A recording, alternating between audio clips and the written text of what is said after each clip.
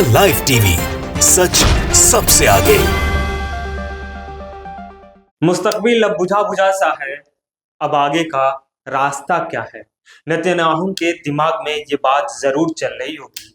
वो सोच रहे होंगे कि अब क्या प्लान बनाएं, कैसी रणनीति बनाएं ताकि हमास, हिजबुल्लाह और ईरान के मंसूबे फेल हो जाएं। क्योंकि अब इजराइल की मुश्किलें बढ़ गई है। हिजबुल्लाह के चीफ के मरने के बाद पीएम नेतन्याहू ये सोच रहे होंगे कि अब मेरी मुश्किलें कम हो गई है। तो ऐसा बिल्कुल भी नहीं है, क्योंकि इजराइल के पीएम नेतन्याहू को अब हर तरफ से मुंह की खानी पड़ रही है।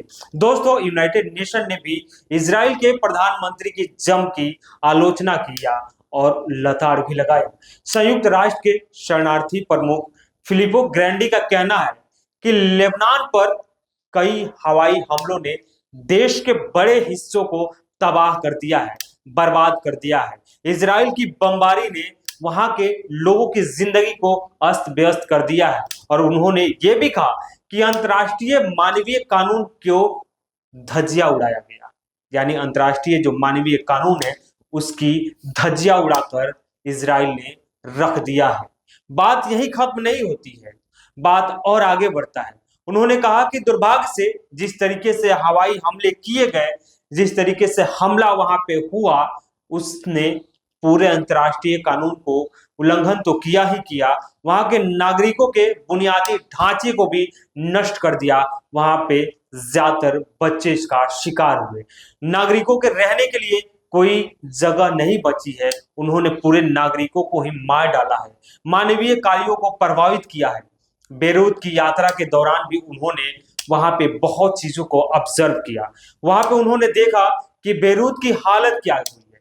बेरूत की हालत एक मलबे में तब्दील हो गया है, खंडहर जैसा लगने लगा है। ग्रैंडी ने कहा कि इजराइल के बढ़ते हवाई अभियान के परिणाम स्वरूप लेबनान एक बड़े विस्थापन संकट को देख रहा है। गाजा में यूनिसेफ के प्रवक्ता जेम्स एल्डर का भी कहना है कि बच्चों द्वारा सहन की गई पीड़ा को पृथ्वी पर नरक बताया है। उन्होंने कहा कि जो गजा में हुआ है, यानी इजराइल ने जो गजा में तबाही मचाई है, वो बच्चों ने जो सहन किया है, वो पृथ्वी पर एक नरक के समान है। बच्चों को मारा गया। आप उन बच्चों को देखिए, उन मासूमों के आंखों में एक बार आंखें डालकर देखिए। वो अपनी जिंदगी की भीख मांगते हैं, अपने जीने का हक मांगते हैं। वो कराहते हैं, चिल्लाते हैं कि हमें जीने दो। उन बच्चों की हत्या होती है जो शायद इस दुनिया को ठीक से देखे भी नहीं है, समझे भी नहीं है। लेकिन नेतन्याहू को ये बात शायद समझ में नहीं आती है। लेकिन यूनाइटेड नेशन के आला अधिकारी अब ये बता रहे हैं कि यूनाइटेड नेशन अब आपके इस जुल्म के खिलाफ है। इस जुल्म को अब बर्दाश्त नहीं किया जाएगा। यूनिसेफ के प्रमुख ग्रैंडी आगे यह भी कहते हैं कि यह बहुत ही हृदय विदारक लगता है। मैंने अपना व्यस्त जीवन बच्चों को स्वस्थ देखभाल, सुरक्षा और शिक्षा प्राप्ति की वकालत करते हुए बिताया है, लेकिन ऐसा दृश्य मैंने अपनी जिंदगी में कभी नहीं देखा है। उन्होंने कहा कि गजा अभी बच्चों के लिए जगह नहीं है, क्योंकि वे ऐसी परिस्थितियों में रहने को मजबूर हैं जो उन्हें जीवन रक्षक दवा, पानी या शिक्षा तक भी मुहैया नहीं करा पा रही है। उनके गरिमा को ठेस पहुंचाया जा रहा है, उनके अस्तित्व को खतरा है। और साथ ही बम गिरते हुए वो बच्चे देखते हैं और हर रोज जिंदगी और मौत के बीच में जो जिंदा है वो लड़ते हैं। इजराइल का समर्थन करने वाले जरा सोचे, उन बच्चों के जगह पे अपनी बच्चों को रख कर देखें कि अगर आपके बच्चे होते तो आपके दिलों पे क्या गुजरता। खैर, बात को आगे बढ़ाते हैं। बात यही खत्म नहीं होती है, बात और भी आगे बढ़ती है। यह बात अगर यहीं पे हम खत्म कर दें तो शायद इजराइल के मंसूबे कामयाब हो जाएंगे। लेकिन आज बात को हम आगे बढ़ाते हैं। कुछ दिन पहले आपने देखा था फ्रांस के राष्ट्रपति ने भी इजराइल का विरोध किया था। इजरायली हमले की आलोचना की थी। फ्रांस के राष्ट्रपति इमैनुअल मैक्रोन ने कहा था कि इजराइल को गजा में लड़ाई के लिए हथियार भेजने पर रोक लगनी चाहिए। इसके बाद ही समस्या का हल निकल सकता है। हमारी प्राथमिकता तनाव बढ़ाने से ज्यादा रोकना होना चाहिए। मुझे लगता है कि आज प्राथमिकता यह होनी चाहिए कि एक राजनीतिक समाधान ढूंढा जाए और गजा में लड़ने के लिए इस्तेमाल किए जाने वाले हथियारों को रोक दिया जाए। फ्रांस कोई भी हथियार अब नहीं भेजेगा और ना ही कोई हथियार देगा, क्योंकि लेबनान दूसरा गजा नहीं बनना चाहिए, क्योंकि गजा की हालत जो है वो लेबनान की भी वैसे ही हालत हो जाएगी। बात और आगे बढ़ती है, क्योंकि इसराइल अब चारों तरफ से घिर चुका है, क्योंकि इसराइल के खिलाफ कई देश सामने आ गए हैं। मोरक्को की राजधानी रबात में सड़कों पर लोग उतरते हैं और नेतन्याहू के खिलाफ नारेबाजी करते हैं और कहते हैं कि ये मानवता के खिलाफ है, यह अपराध है, और अपने देश के प्रधानमंत्री से ये मांग करते हैं कि आपने जो समझौता 2020 में इजराइल से किया था उसको आप खत्म कर दें। रबात में विरोध प्रदर्शन करते हुए एक वहां का प्रदर्शनकारी ये भी कहता है कि ये जो सब हो रहा है वो ठीक नहीं हो रहा है। रबात के सड़कों पर जो प्रदर्शन हो रहे थे वो देखा जाए तो ये सबसे बड़े प्रदर्शनों में से एक है, और लोग संसद भवन की तरफ मार्च भी कर लेते हैं। मोरक्को का नागरिक जिसकी बात मैं कर रहा था ऊपर, वो कहता है कि मैं नहीं जानता कि अगला कौन होगा। शायद सीरिया या किसी अन्य देश में हो सकता है कि अगली बारी हमारी भी हो सकती है। इजराइल के चपेट में हम भी आ सकते हैं, इसलिए पहले ही आप अपने आप को सचेत कर लीजिए, चौकन्ना हो जाइए और आपके जितने भी समझौते हैं उसको आप खत्म कर दीजिए।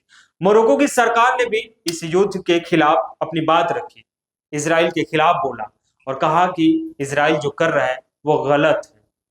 अब आगे हम आपको बता दें कि इजराइल की मुश्किलें इसलिए बढ़ गई है क्योंकि इजराइल के खिलाफ कई देश सब सामने आ गए। कतर, बहरीन, ओमान, यूएई और खाड़ी के 6 देशों को मिलाकर बनाए गए जीसीसी ने भी लेबनान पर इजरायली एयर स्ट्राइक का विरोध किया और विरोध करते हुए लेबनान की आजादी का समर्थन किया है। दोस्तों, इजराइल को हर दरवाजे से बेरंग लौटना पड़ रहा है, मुंह की खानी पड़ रही है। दूसरी तरफ इजराइल की धरती पर ताबड़तोड़ हमले भी हो रहे हैं। हमास, हिजबुल्लाह के आज भी हौसले बुलंद हैं। इजराइल के बियरबेस में एक बड़ा हमला हुआ। इस हमले में एक महिला की मौत हो गई, वहीं 10 लोग घायल हो गए। इजरायली रक्षा अधिकारियों ने बताया यह हमला 29 वर्षीय अहमद अल उकबी ने किया, जो लकिया शहर के पास बेडौनी गांव का रहने वाला है। लेबनान के कुछ गांवों को इसके उलट इजरायली सेना ने लेबनान के कुछ गांवों में को अलर्ट पर रखा।